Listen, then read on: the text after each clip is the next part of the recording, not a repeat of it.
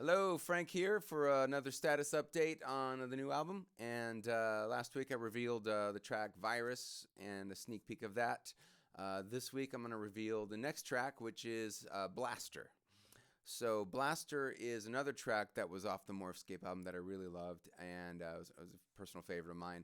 I like how funky and upbeat it is, and how it kind of keeps changing up throughout the course of the tune.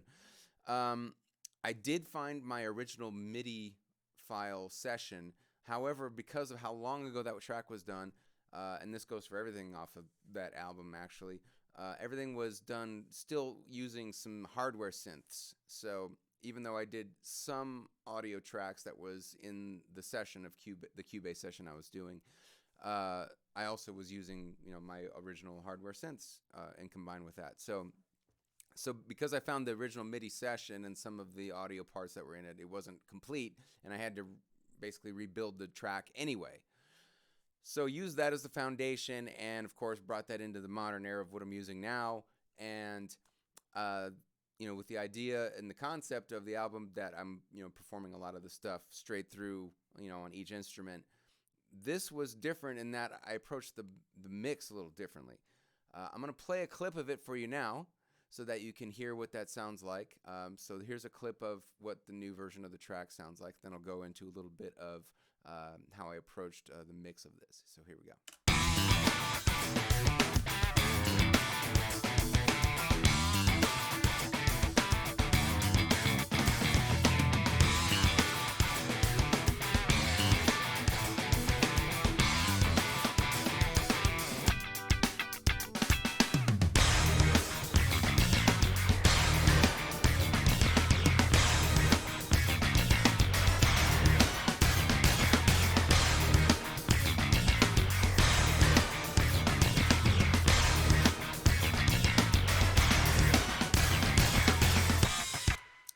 So there's a clip there for you.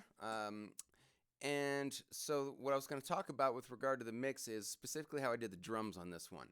The original track, I had basically pulled samples of loops, drum loops, from a lot of different sources, some of which I played and some of which were taken from other sample libraries I had.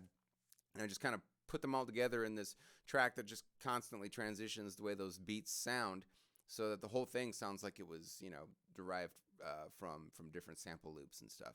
And then the same thing I did for the original guitar and bass tracks to this. Even though I did perform those tracks on the original, they were taken from different riffs that I'd recorded in a lot of different times. That were just kind of stashed away as ideas, and then I just kind of placed them on the grid and switched those sounds up too. So the whole thing sounds like it was taken from a lot of other sources, which really it is, but a lot of it is stuff I genuinely played, and then added synthesizers on top of that. So this was different in that I played everything straight through on every instrument, but I mixed the drums in a way that sounded like that it kept changing in terms of the tone. So, and I focused a lot of the room mic usage on that.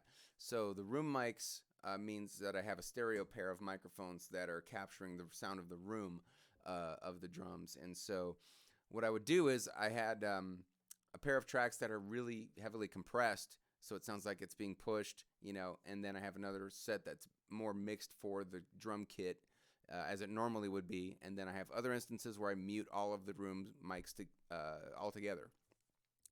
So how that changes in sound is going to be, I'll switch to Cubase mode for this, is going to sound like this. Let me just have the drums soloed. So this is with the room loud mics on, then it'll cut off. And then back to the normal room. So again, this is the loud room.